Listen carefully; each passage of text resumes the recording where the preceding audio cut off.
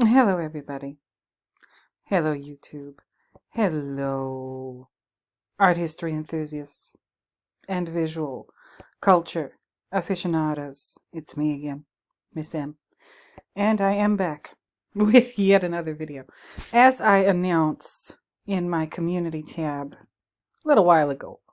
Where the hell is it? There it is. 43 minutes ago. I'm starting a new series, Full Metal Jacket analysis. And I asked you all, show me your war face. Okay, so it's time. It's time for me to do this. I'm going to do this, for real, for real. Okay, I'm not doing screenshots, no, but I am going to be doing. I'm going to be flipping through the video. Okay, it's going to be a 10-part analysis. Today, this video is part 1. So get ready. All right, get ready. It would be time. Now is the time to go ahead and fire up the percolator. Okay. We're going to do this. We're going to do, and I found this, I actually screenshotted this image from the movie of Matthew Modine, also known as Private Joker, showing Gunnery Sergeant Hartman his war face. There it is. Ugh, this is an interesting scene in the movie. And of course, I'm not going to analyze dialogue. The copy that I have of the movie, it includes subtitles. Okay? So that should be interesting. And I'm just going to do the visual analysis of the movie. Just like not doing screenshots, but kind of. I'm going to skip around throughout the movie. And I think today we're going to do about the first 12 minutes of the movie. When they just get to Paris Island and the whole thing. I've already kind of noticed some stuff that Stanley might be pointing us in the direction of. Okay, so again, I've watched this movie before. I sure have. And it's extremely intriguing. It's an extremely intriguing movie. Stanley is obviously trying to do something here. I mean, that is pretty apparent, I think. What is he trying to do? What is he trying to show us? Is it something similar to what he's trying to show us in The Shining? If you haven't, if you're new to this channel and you have never seen any of my Shining videos before, I go through something I do a series about The Shining. It's called Understanding The Shining. Here's one of the videos. My latest is part 18 a month ago. Oh my God. Listen, for those of you who are waiting for part 19, it's coming later this week. Okay, I don't know why, but I decided to do Full Metal Jacket tonight. I'll do part 19 of Understanding The Shining, maybe in a couple days. I'm doing this video Tuesday night, so I'll probably do the next installment of my Understanding series either Wednesday or Thursday night. So stay tuned. I haven't forgotten about you. I've been working on a lot of stuff. I've been busy as hell. I started a Substack. If you want to go check out my Substack, it's in the community tab. Go find it, the link there. I'm going to post another article in a couple of days there. Working on my blog. I've decided to dedicate my blog to just showing images of artwork that I find interesting. And the Substack is going to be like me writing my little exploratory essays and whatever. And of course, this channel is going to be dedicated to film analysis, art analysis, as I see fit. So yeah. What else? What else am I doing? I've got this channel. I've got my blog. I've got my Substack now. I've already got 4 subscribers on my Substack, which is nice. I know that's like nothing, but then again, I'm brand new there. Twitter and Instagram, I'm kind of working on it, trying to see what I can do with that. Oh, Lord. But anyway, so let me do my church announcements. Let's get on into it. Returning viewers, thank you for returning. New viewers, thank you for being new. Subscribers, thank you for subscribing. All of you, no matter why you're here, please don't forget to like, comment, subscribe, and share the video if you know anybody who might be interested in any of this. I tried posting some videos on Reddit, and Reddit won't let me post. I don't know what I did wrong. I really don't. But I guess Reddit is a tough freaking neighborhood. There's a lot of jackasses on Reddit who think they know everything. So, maybe it's better that I don't mess with Reddit anymore. I'm obviously not welcome there. So, but anyway, let me get into it, you guys. Hold on. Let me get the video up. Okay, you guys, before I get into the video, I just wanted to show you my Substack. It's called The Object of Art by me, Miss M, professional art nerd. Launched 3 days ago, so of course I'm not going to subscribe. But this is what it looks like, so you know you're in the right place when you get there. Please feel free. I'm not doing paid subscriptions. Of course I'm not. I just barely put up 2 posts on there. Next one is coming, I think this coming Thursday. Okay, so stay tuned for that. Subscribe to the thing so you can get a notice in the email. And this is my blog, Objects of Art. For some reason, I couldn't get the Object of Art, so I just decided to do Objects of Art. This is this week's main image, and it says underneath here, it's going to be a hell of a week. So I've been posting works of art there every day. Okay, Salvador Dali was the latest one, and then somebody named Philip Guston, The Room. Oh my God. And then this one is John White Alexander, The Bronze Bull. Both of these are images from the LACMA here in Los Angeles. And that's that. That's all the promo I'm going to do. So let's get into this movie, you guys. Here's the beginning. I'm going to skip around. If I've already done a similar video, I apologize. But here we are. Here is the first part of the movie where they're cutting everybody's hair. This guy, Full Metal Jacket, right? Here's Vincent D'Onofrio, also known as Private Gomer Pyle in the movie. So they start this movie off with this shearing scene, where the young recruits, their hair is getting shaved off of them, like I guess is customary when you enter the military. The first thing they do is shave all your hair off of you. I don't know if they do this to women too. I don't. But they obviously do it to the men, and I think they still do it to this day. And these guys in this scene, look at them. Just look at them. They've got this blank stare in their eyes. I don't even know if they're blinking. To me, they talk about the 1,000, what is it, the 1,000-yard or the 1,000-mile stare, I don't know, that a soldier gets. Later in the movie, they mention this, that a soldier gets when they've seen like some real gnarly action on the front, and they get what's called 1,000, I'm going to have to look it up, if it's a yard or mile stare. And to me, it looks like these guys already have this. When they're, this guy for sure. This, there's, damn it. There he is. No. Joe. For the love of Pete. Hold on 1 second. There he is. Okay, Matthew Modine, Private Joker. So it looks like I'm going to have to do a lot of pausing. Just, if I want to zero in on any particular image. This is the Private Joker character played by Matthew Modine. This is another, I think, brilliant casting choice. Okay, just like I said, nobody but Jack Nicholson could play Jack Torrance in The Shining. I don't think anybody other than Matthew Modine could play Private Joker in Full Metal Jacket. He's perfect. He's perfect for this part. So is Vincent D'Onofrio as Private Pyle. Those two are absolutely essential casting for this movie. It wouldn't it would be a completely different movie if it was any other actors playing those two characters.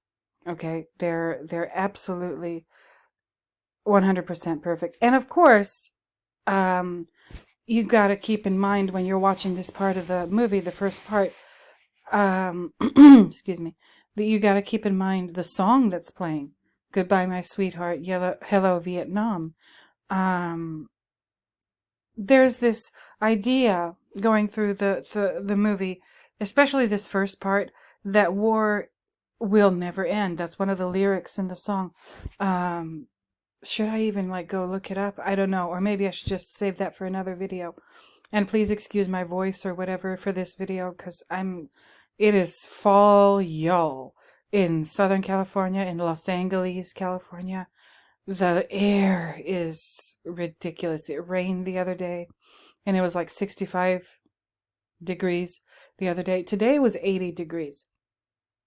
Okay? October 3rd. October. It was 80 degrees today. I was burning up in the car. I had, shit to do today, and I was driving around, and I was in my car, and I turned the air conditioning on full blast. 'Cause I was sweating, y'all. It was 80 degrees. The window just wasn't enough. The window just let in some hot air. So I turned the air conditioning on. I have a feeling we're going to have a hot ass Halloween this year. Don't ask me how. I know. I just know.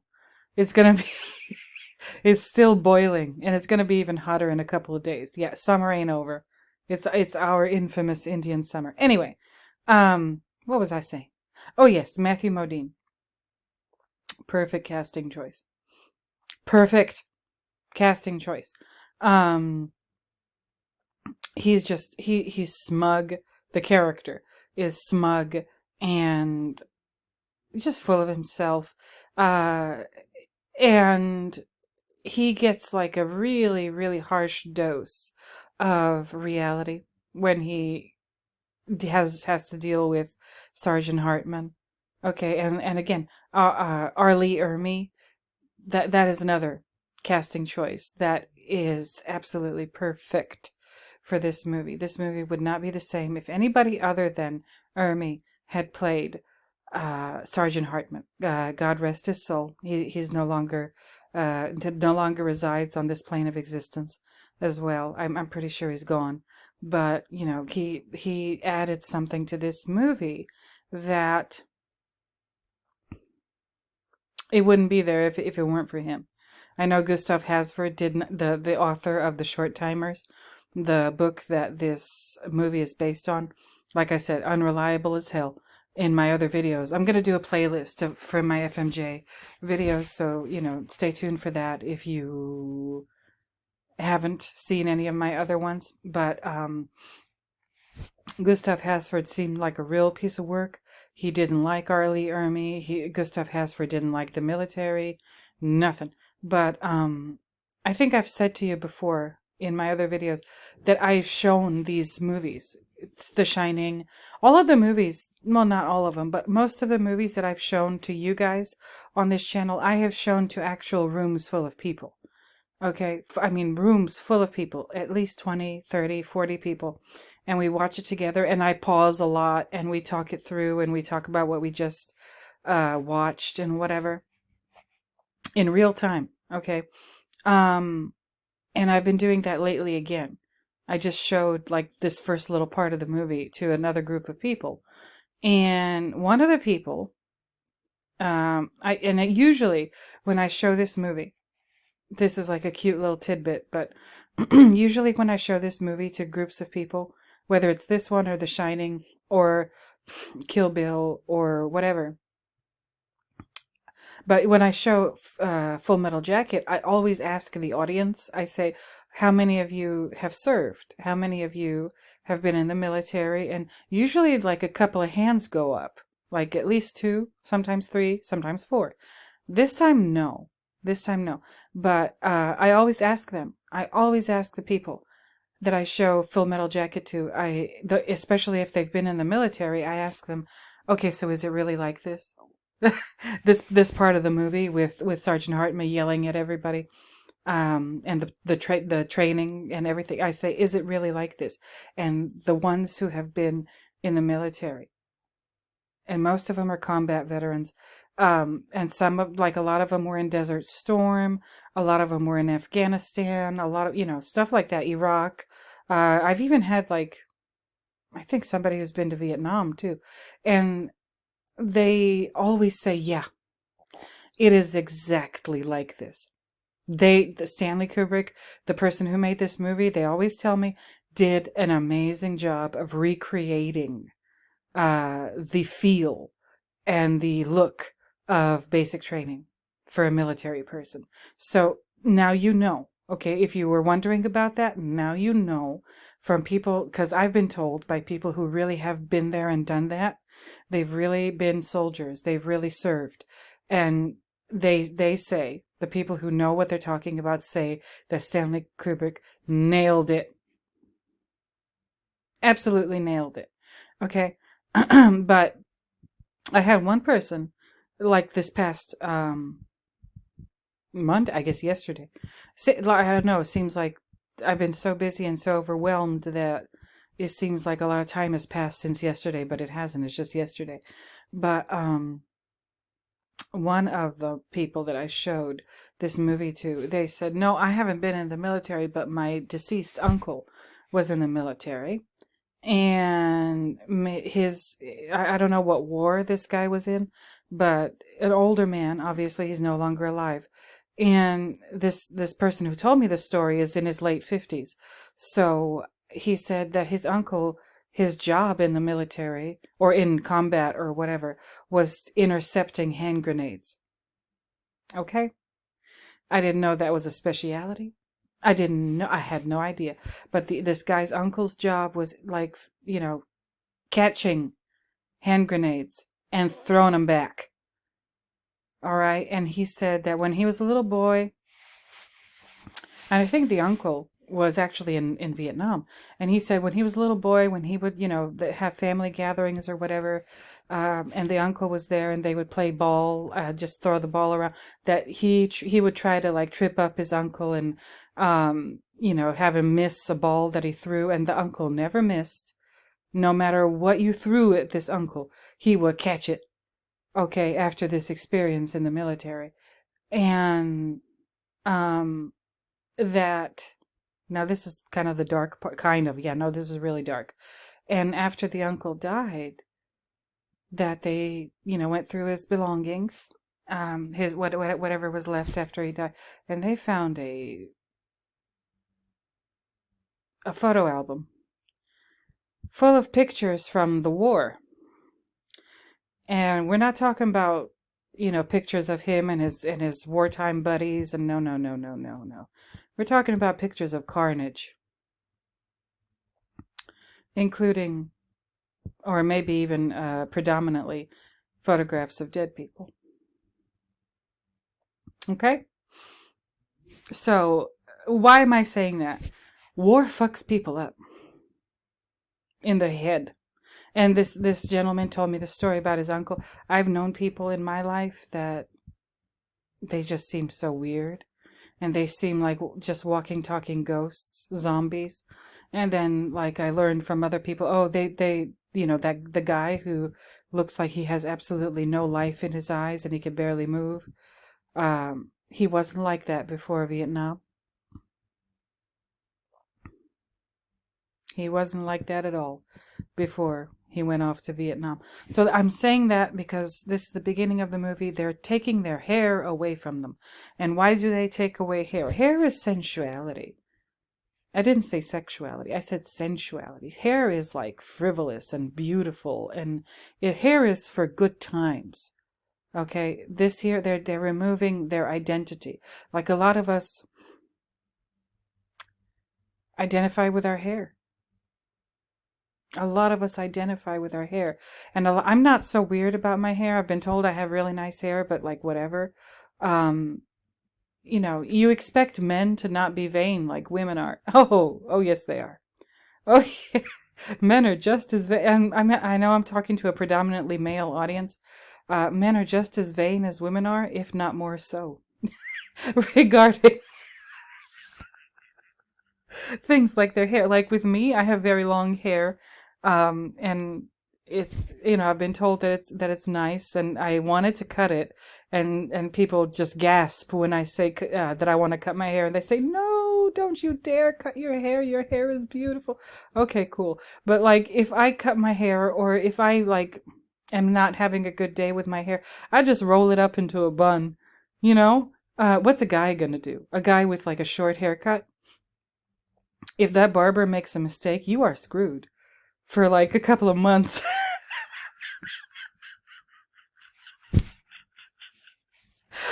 But you know, that's why men are kind of weird. Ladies, if there are any women listening, I know that my audience is predominantly male, but if there are any women listening to me, like, yeah, men are extremely vain about their hair. They want every hair to be exactly in the right place. It's kind of weird. But anyway, so yeah, so we're looking at Private Joker getting his hair cut off of him. We saw Private Pile. Okay. So let me move on to another slide. Hold up. Okay, you guys, here we are again. We're still in the salon. Okay, we're still at the beauty parlor, but I had to pause on this one because you know I'm gonna point out shit that I noticed. Look, I hope you can notice it too. Look at it. Look at what you see in the lower left-hand corner of the screen. Well, golly gee, it looks like a radiator to me. So Stanley is, I believe, he's still shouting out, or, you know, acknowledging the genius of David Lynch in this movie again. That radiator. I know old buildings used to have radiators, but this might just be a coincidence. It might not be. Yeah.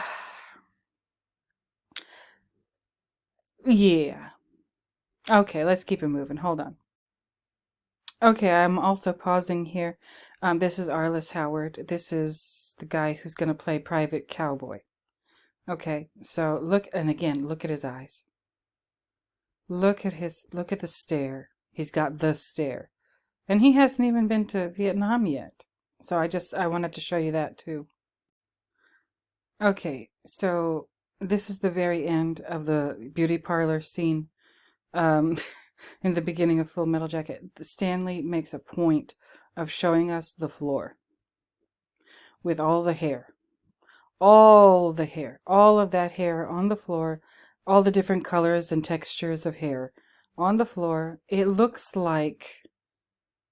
Basically, it's very, very strongly reminiscent of like sheep being sheared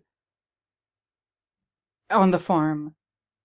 Okay, so is this a Samson and Delilah reference, or is this like just a sheep being led to the slaughter kind of reference? I don't know. I'm just trying to figure it out. I'm figuring it out as I talk to you now. Yes, I've watched this movie before. Yes, I've thought about it before, but I've never really like done an analysis like this, a la my Shining analysis. So just check out all the hair on the floor. Wow. It's a kind of a jarring image. It's kind of a jarring image when you see all this hair and you know that it came from all those different guys sitting in the chair getting their heads shaved in preparation for their training for the Marine Corps. Okay, so keep that in mind. Let me find the next image. Hold on. Okay. Here we are. This is the first shot in the movie that we ever see.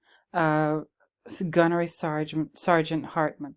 And if you've been riding with me, if you've been following me and subscribed to me and watching my Shining videos, if you've watched all of them, but especially if you watch the one where I talk about the Zayin and the Tagin, you know, what's up with all the Z's at the Overlook Hotel in the lobby. I also reference this because I will do this quickly. Okay, in the lobby of the Overlook Hotel, there are all those Z's on the tops of the columns in the lobby, and there's a lot of columns, just like there's a lot of columns in these barracks where these soldiers are sleeping, right? And I deduced, I don't even know if that's the right word, but I did my little research, and I said, why are the Z's on the tops of the columns in the lobby of the Overlook Hotel? And I said, maybe it has to do with sleep, like get your Z's, or maybe it is like, you know, I don't know what possessed me, to go in this direction, but I said maybe Stanley is pointing us in the direction of the Hebrew version of the letter Z. The letter Z in Hebrew is Zayin, Z-A-Y-I-N. And I did my little research, and the letter Zayin means weapon in Hebrew. Okay, it's what the letter, the Hebrew equivalent of the letter Z is called Zayin, but it's also a word in its own right which means weapon. Or if you take it all the way back to like Phoenicia and Canaan, it means axe. It can mean sword, but it also means axe. And that's where I kind of got started, and that's what led me down the path where I am now, where I'm analyzing The Shining as possibly Stanley Kubrick talking about the Manhattan Project and J. Robert Oppenheimer, the development of the atomic bomb. That's kind of where it all got started, with me drawing that conclusion regarding the Z's at the tops of the pillars, or no, the columns in the Overlook Hotel.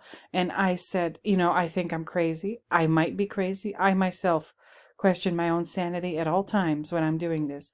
And then I was, shortly after I did that video, I was rewatching Full Metal Jacket, and I saw this, and then it made me feel a little bit better, because at the top of this column in the barracks, it's a red kind of cap to the column, and there's a white number 7 on the red background. So you can see it behind Sergeant Hartman's head.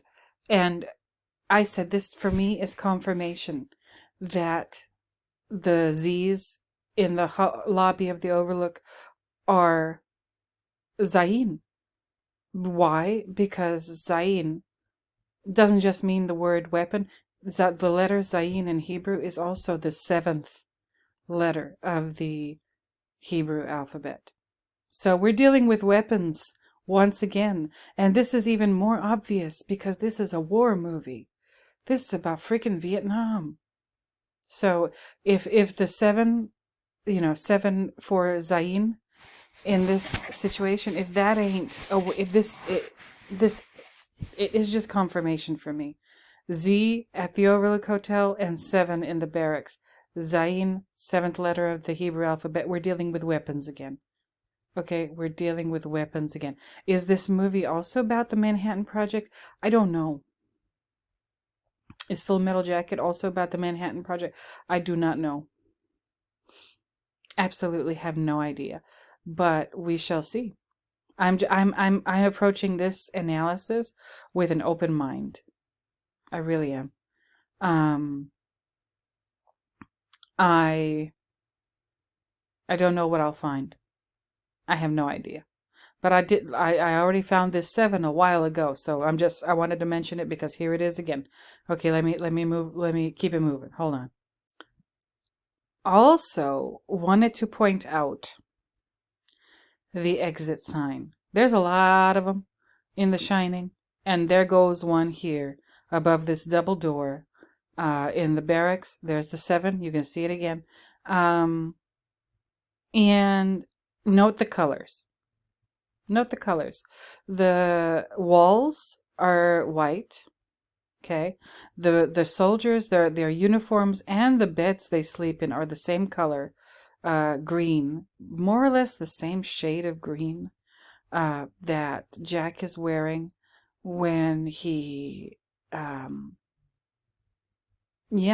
when he goes to the interview at the Overlook. And the floor, I know it's hard to tell in this shot, but it'll become more apparent later. The floor is more or less blood red. Okay? That's important. This room looks like a kind of a bland, colorless room. Oh no, there's color in here.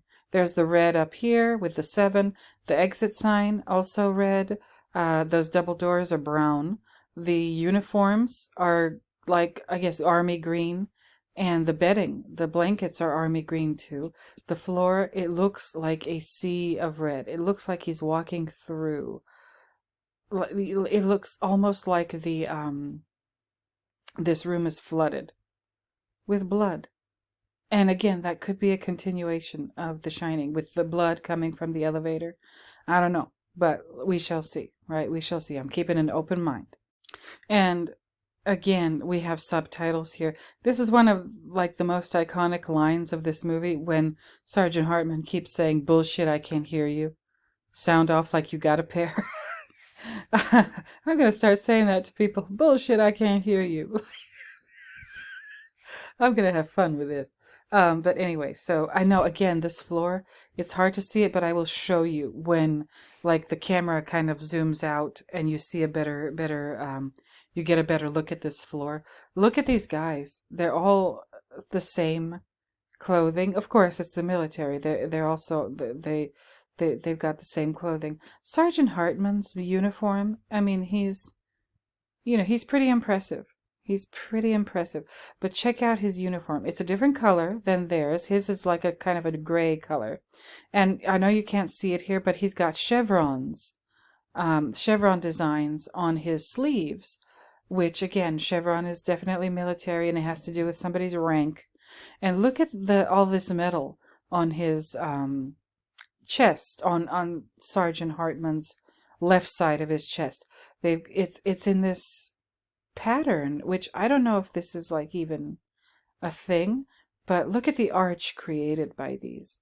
And the arch seems to be right above, where you would put your heart when you're saying the Pledge of Allegiance. So his name is Hartman. So there's nothing covering, he's got his military, whatever these medals are called or whatever, but where his heart is, kind of empty. I don't know if that's what's going on or if that's just me like reaching, but let's keep it moving. Okay, you guys, here's a better look at the floor. I hope you can see the red at this point. I hope you can see the red at this point. There's also some writing on these columns that I cannot make out. I don't know why. I tried zooming in, I tried everything, and I cannot make out this writing. I'm trying to figure out what it is, but whatever. Also, make note of the windows completely square. Completely square windows with a square within the square. Okay. Something is being built in this room. Okay? Squares, as a symbol, have to do with building. Usually building like buildings, right? Structures. But there isn't that like everybody I've talked to who's been in the military, they say the point of this kind of training is to basically destroy you. Destroy you so they can build you back up. They got to knock you down into little bits and pieces and then build you back up. Now, Sergeant Hartman is doing his walkthrough of this barracks, and I will show you whether or not there's any funny business. I'm thinking maybe there is. Hold on. Let me watch this a little bit more and see what's going on. Is Stanley doing a number on us? First, I was looking at these bulletin boards and stuff, and I haven't seen anything suspicious with the bulletin boards. And there's one on this wall, and then there's a couple of bulletin boards on the opposite wall. I haven't seen missing pages or anything like that. So far so good with regard to that. But I'm going to keep my eye out. Hold on. Also, for those of you who are paying attention, the clock on the wall, it is 8:20. I presume in the morning. Okay? So I'm not saying that it means anything, but I'm just pointing out what time it is. It's 8:20. Okay, this has to do with dialogue. Sergeant Hartman just said, and I'm going to paraphrase because I can't talk like him. He said that his job is to weed out anybody who just can't cut it, who doesn't deserve to serve in his beloved corps. Okay? Which I find hard to believe, personally. At least in the context of this movie. Because if he wanted to weed people out, Gomer Pyle, if you watch the movie, Gomer Pyle makes it to graduation. If he really wants to weed out people who are not supposed to or not fit to be there, Gomer Pyle should have been gone like very early on. He should have been eliminated as unfit to be here very early on. And if you watch the movie, you'll see why. It's obvious that Gomer Pyle is just mentally not suited to be in this environment. I don't know what's up with him. I don't know what's wrong with Gomer Pyle. He just doesn't belong in an environment like this. He shouldn't be here. He shouldn't be here, but he is. And if Sergeant Hartman's job is really to weed out the people who are not fit to be there, again, Pyle should have been gone like right after this scene. Right after this scene, or very shortly after. Okay? Okay, you guys, I paused because I saw something that gave me pause. That makes me think maybe I do need to do a frame by frame analysis, but I don't think I'm gonna. Okay, look at this. I had to rewind. I was at 3 minutes and 5 seconds, and here I am back to 1 minute and 59 seconds. See down here, in the lower left hand. That's kind of why this is good to have like a counter, if I'm gonna do it this way. But look at it. Look at. Look at. Look at. Okay? Look at.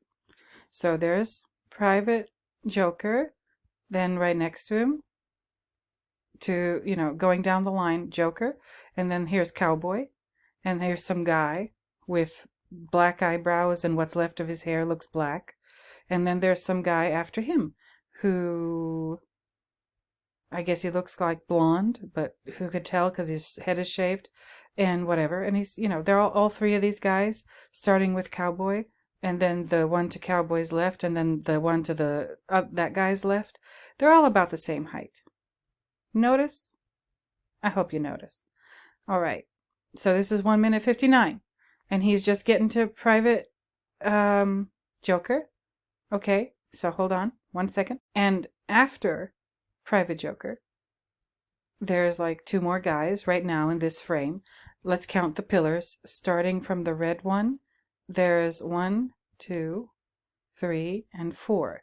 So here's Private Joker right across from the 4th pillar, and then there's Cowboy is on Joker's left, and then these 2 guys are on Joker's right. Let me continue.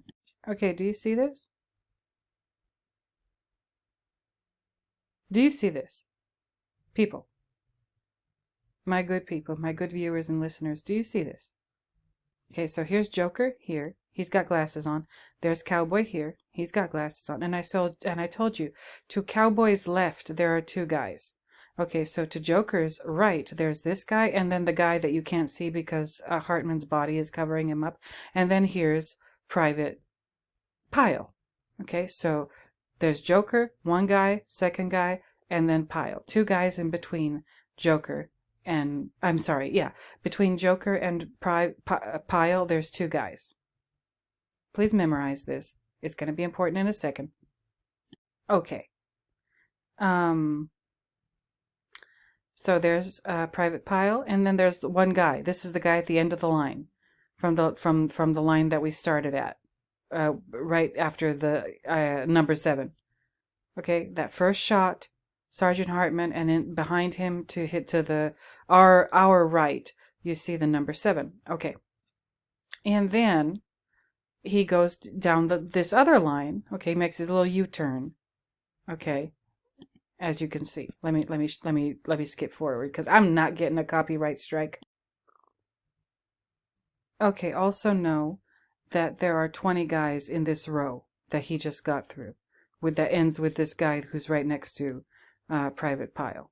Okay, so this guy's number 20, Private Pyle's number 19, this guy's 18, this guy's 17, Joker is number 16, and Cowboy is number 15. Okay, let me keep it moving. Hold on. Okay, so here we are. This is the second line of guys.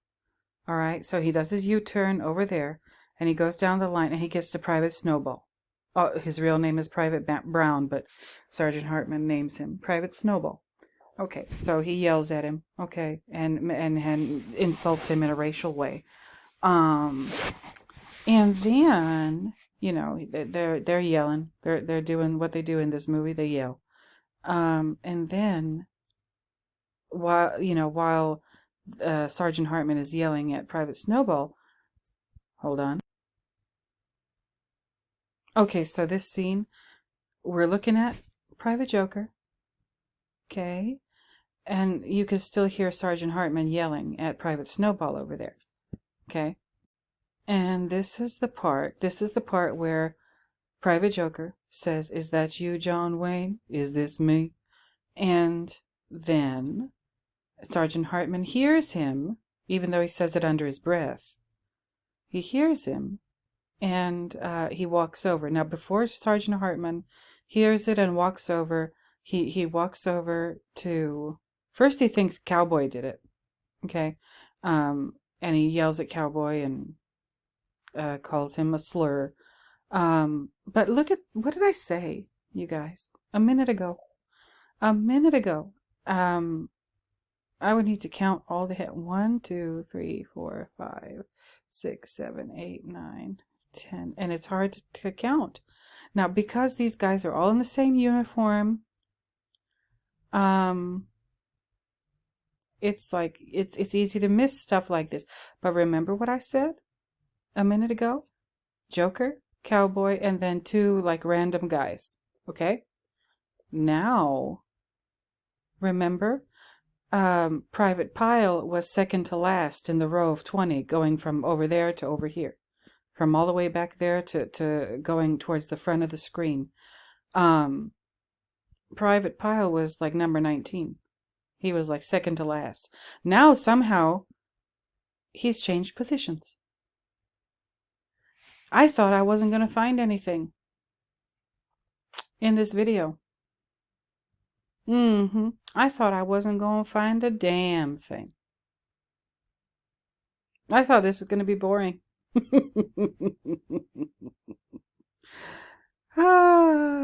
You know what? I might have to change my plans. I thought I was going to go up till like minute 12 of the movie. This is like burly. We're in the 3rd minute right now. I might have to do it like... I'm not gonna do screenshots frame by frame, because that is time consuming, and that's why it takes me so long. That's why there's so much time in between each Understanding the Shining video, because I gotta get my screenshots together and put them in my little slide presentation. If I do that with this one, oh, we're never gonna get done.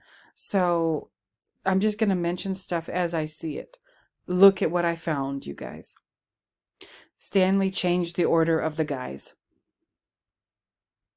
Stanley changed the order of the guys. He put Pyle from second to last, and he moved him all the way over here.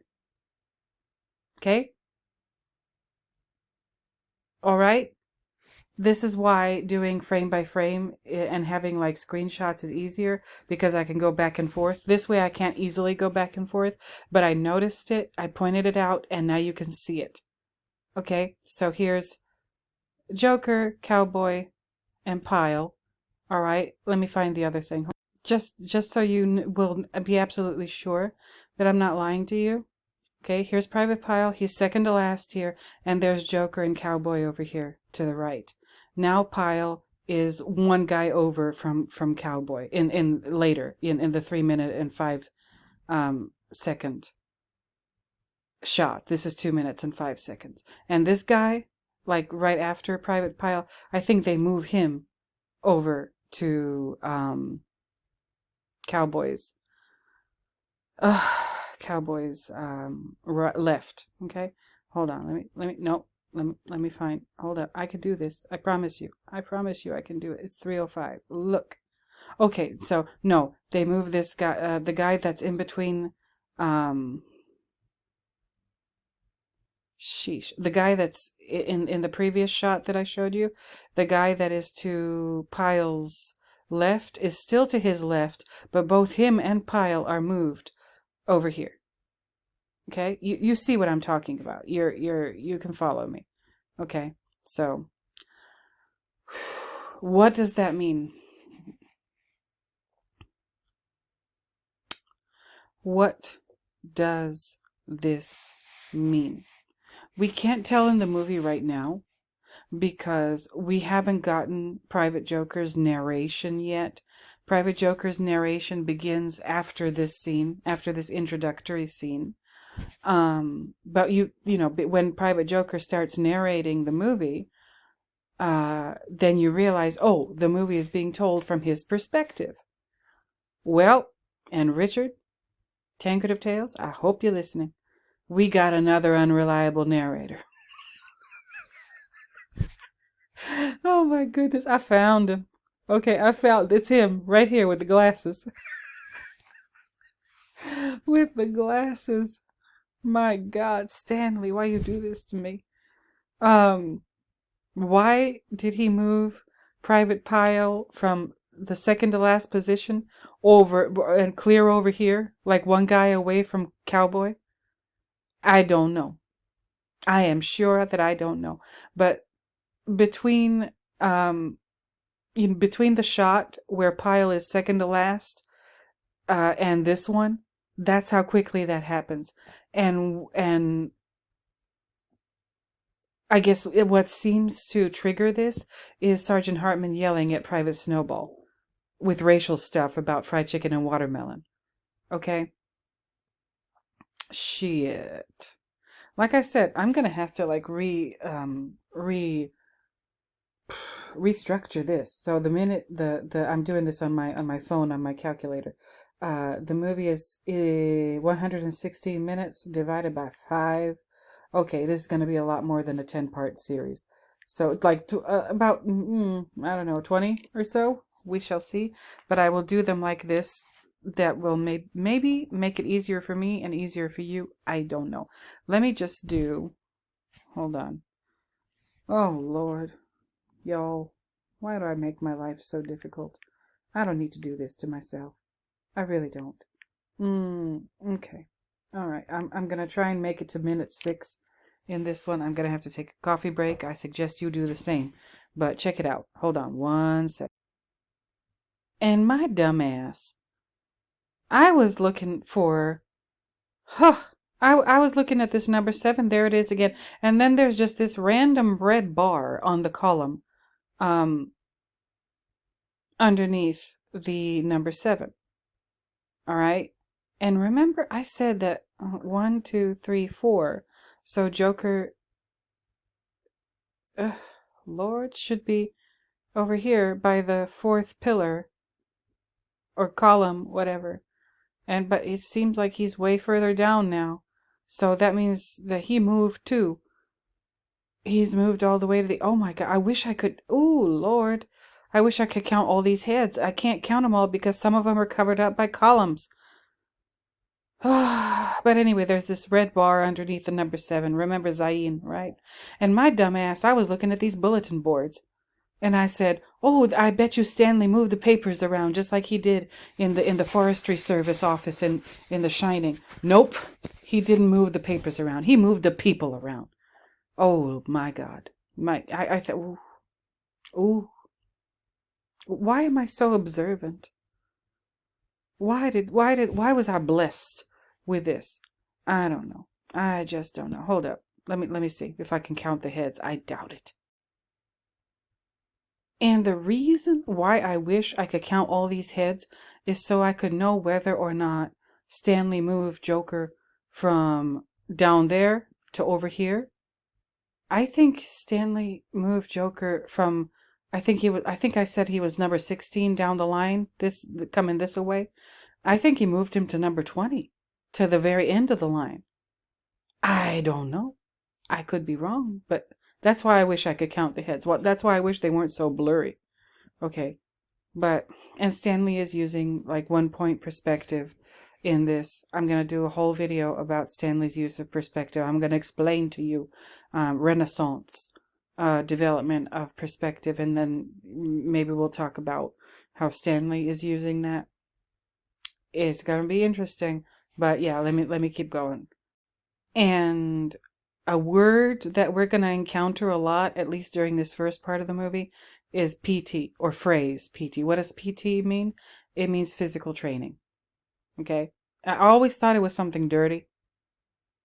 I always thought it was something like, obscene. No, it's just PT stands for physical training. That's it and that's all. Okay, so now that we got that out the way. Okay, so at this point in the movie, as you can see, Sergeant Hartman has grabbed Cowboy by the neck, and he's, trying to find out if he's the one who said, "Is it you, John Wayne? Is this me?" or whatever. And Cowboy is saying, "Sir, no, sir." And then it says in the closed captioning,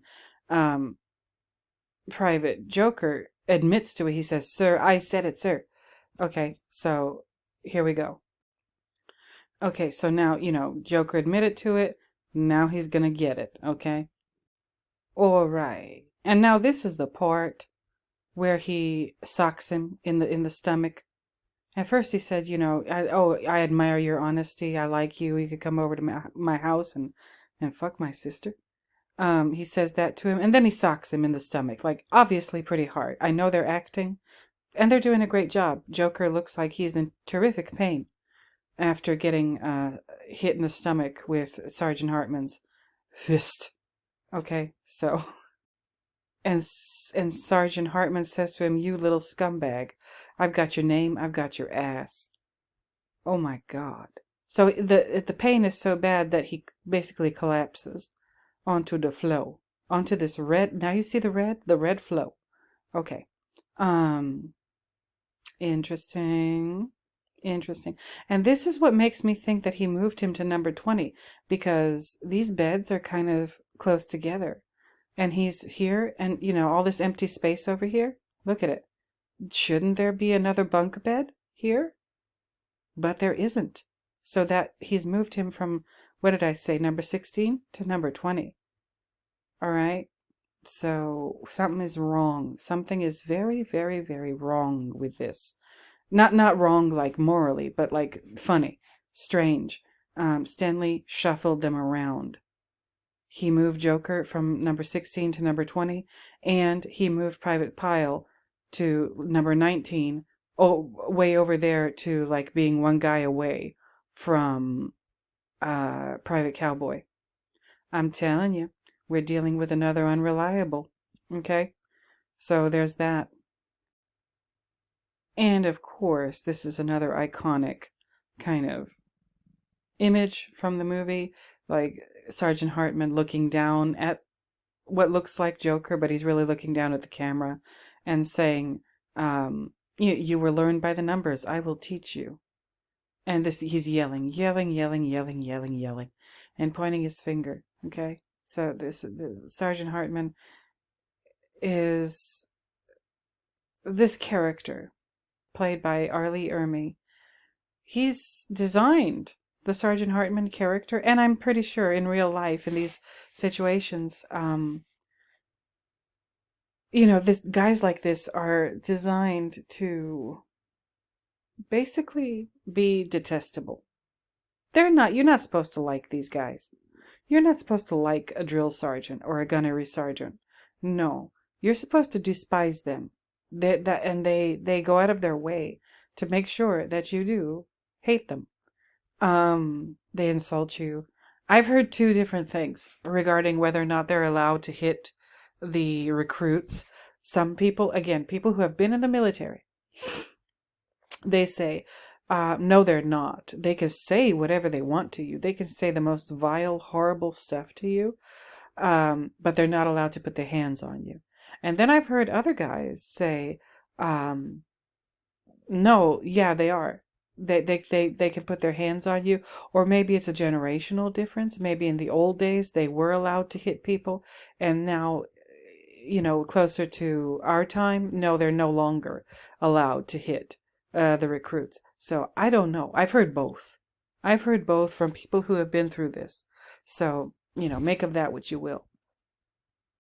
This is another iconic not necessarily image, but an iconic line from the movie. "You'd best unfuck yourself or I will unscrew your head and shit down your neck."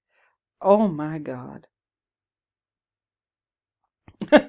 Oh my goodness. People love quoting this. People who are into this movie, oh, they love quoting this line. Okay, so there's that. Okay, so this is the part where Joker is about to show Sergeant Hartman his war face. Okay, so I'll pause it for you when we get there. Again, they're not gonna copyright strike me again. No, they're not. Okay, this is it. Let me see your war face, and this is his first attempt at a war face. This is his first attempt at a war face. Um, and obviously Sergeant Hartman is not impressed. He says, no, that's not good enough. And let's see the next war face. Okay, so Sergeant Hartman says, "Let me see your real war face," and this is it. This is it. Okay, this is the real war face. And he says, "You don't scare me. Work on it." Now, the thing about this movie, if you've never watched it before, or even if you have watched it before, this first part, right up until things start getting really dark with Private Pile, this first part is a comedy. Everybody laughs. Every time I've shown this movie to people, everybody laughs through this part of it. They think it's hilarious. Even this part, even the war face part, people they yuck it up. They find this hilarious, and it is. Stanley knows what he's doing. This is comedic, especially like Sergeant Hartman. And by the way, a lot of the stuff, most of the stuff, I think, I'm not sure, but a lot of the stuff that Sergeant Hartman says in this part of the movie, it was not in the script. Stanley just let this guy, Arlie Ermy, he just let this guy ad-lib these lines. And he could do it. He could think stuff up like right on the spot because he did this for a living. That's the realness that Stanley brought to this movie. You guys, we're getting the best that Stanley has to offer all the time. All the time. Stanley would never, ever give us anything less than his absolute best. Now, would he? Okay, just because I'm a little OCD, I just checked. Okay, so on this side of the room, this is the fourth column right here, the one closest to you. Okay, that's the fourth column, and it's right in front of Private Cowboy.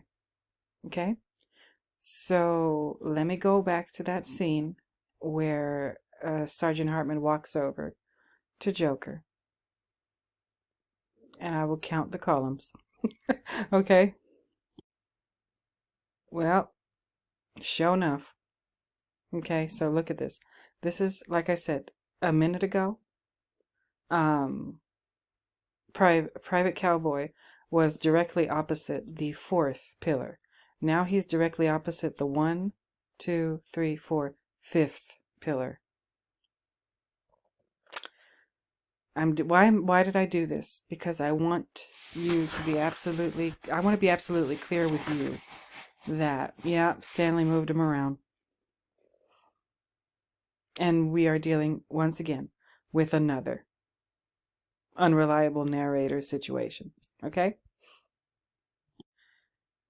Okay, so you guys, what I'm going to do is end it here. So basically, I got to about, the 5th minute where he starts yelling. After he's done with Joker, he starts yelling at Private Cowboy.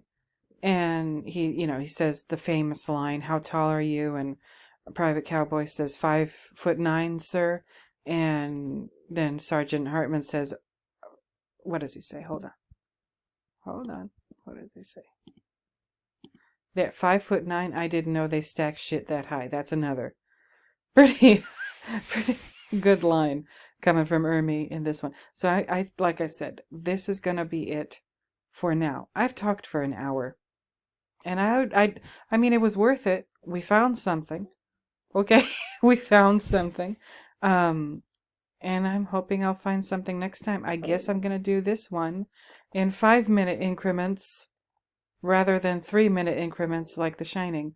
But I hope you guys enjoyed this. The first scene after the beauty parlor scene, that's what I'm going to call it, the beauty parlor scene. But after that scene, the first part of the movie where we get introduced to these characters, Sergeant Hartman, Private Joker, Private Cowboy, Private Snowball, and Private Pile, I already found that Stanley did a number on us right away. Okay, so again, I hope you enjoyed it.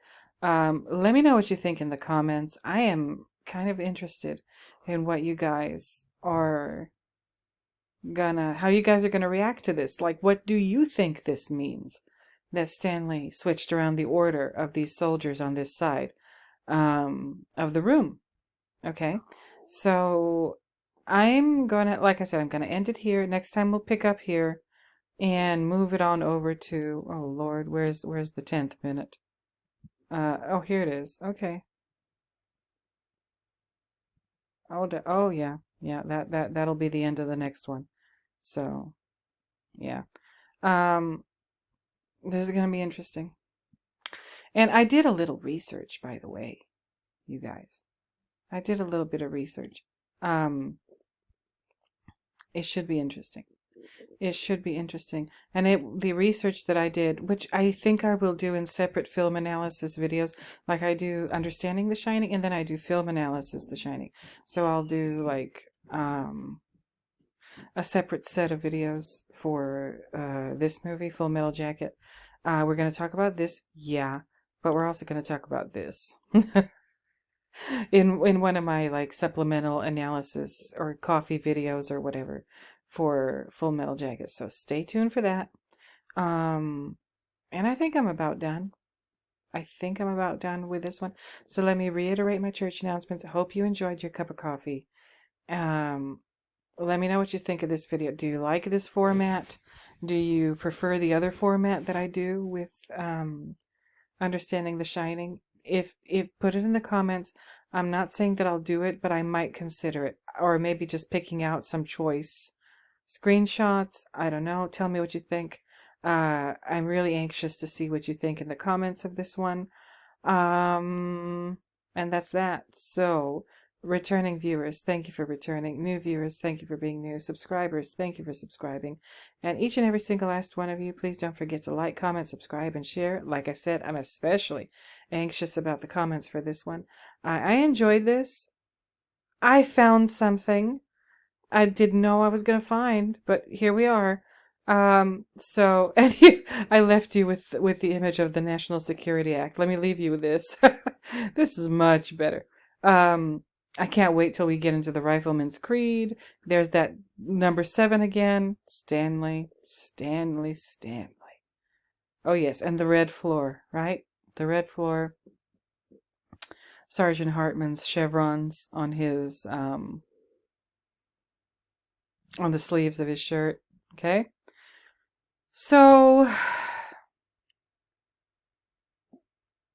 we're gonna do it. I will figure out Full Metal Jacket. I still don't know what it's about. Okay, I still don't know what it's about. This might be a clue, but we shall never know.